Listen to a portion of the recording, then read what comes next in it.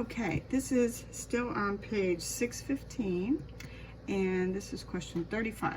Find the exact value of the tangent of the angle alpha minus beta if the sine of alpha equals -3/5, the sine of beta equals -24/25, and if you know alpha, its terminal side lies in quadrant 4, and beta's terminal side lies in quadrant 3. Okay, so you need the formula for what it is you're going to find. Tan of alpha minus beta. Okay, so the tangent of the difference of two angles. That's going to be the tangent of alpha itself minus the tangent of just angle beta divided by 1 plus the product, the tangent of alpha multiplied by the tangent of beta. Okay, so we need the tangent of alpha and we need the tangent of beta.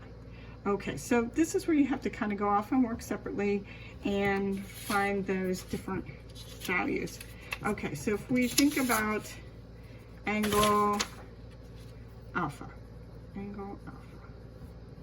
and we want to find the tangent of alpha for our formula. Okay, alpha is in quadrant 4. It's not especially a special angle, but its terminal side is here, somewhere in quadrant 4. Okay, so if we draw a reference triangle for alpha, here's the reference angle for alpha, and we know that the sine of alpha is equal to -3/5. So we also know that sine of a right triangle is the opposite divided by the hypotenuse. So we can use -3 for the opposite side of that reference angle and 5 for the hypotenuse. And then we can find the adjacent using the Pythagorean Theorem. Right? Adjacent squared plus -3 squared will be equal to 5 squared. So adjacent squared plus 9 is equal to 25. Subtract 9, adjacent squared is equal to 16.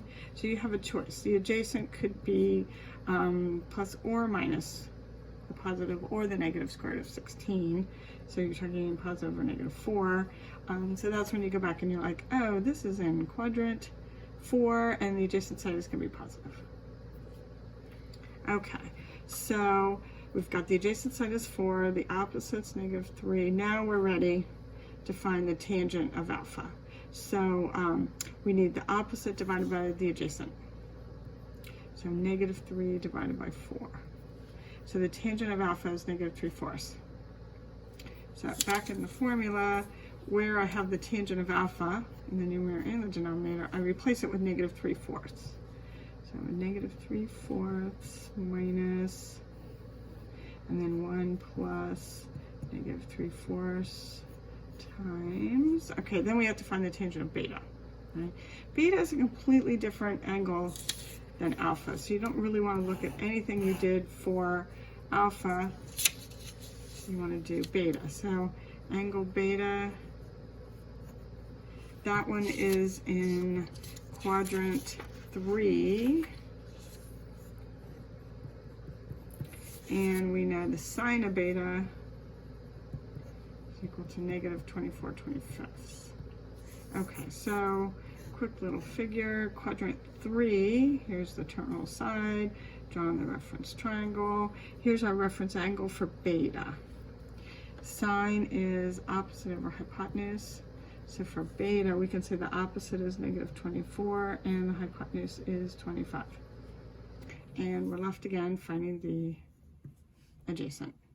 Okay, so you're going to do adjacent squared plus -24 squared equals 25 squared. Okay, all right, so let's see, 24 squared.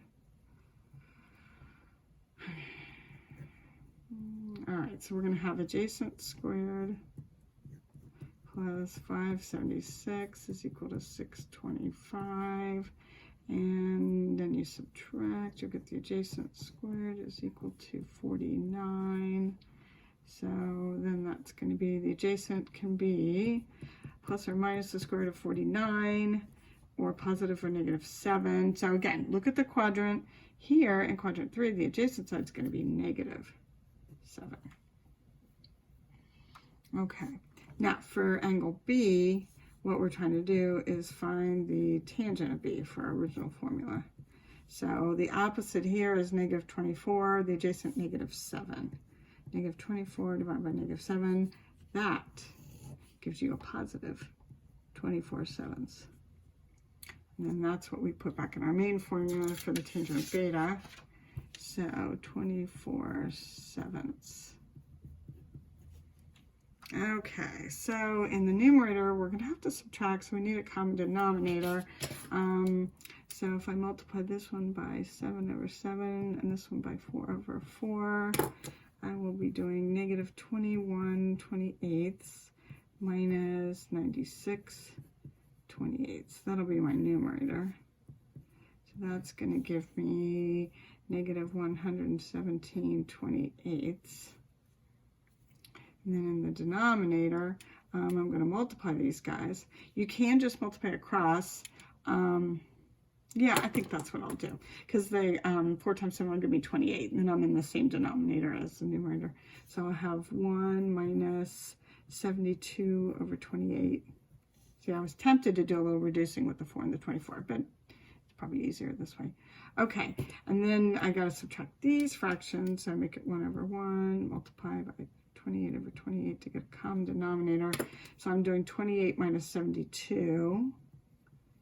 All right.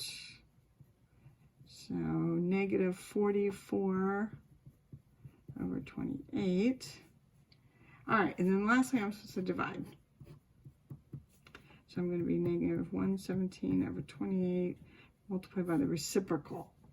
So the 28 over the negative 44. All right, so here I can just divide out those 28s. And I'm going to have negative times another negative, so it's going to be positive 117/44. So we get another lovely number, like all the other problems like this.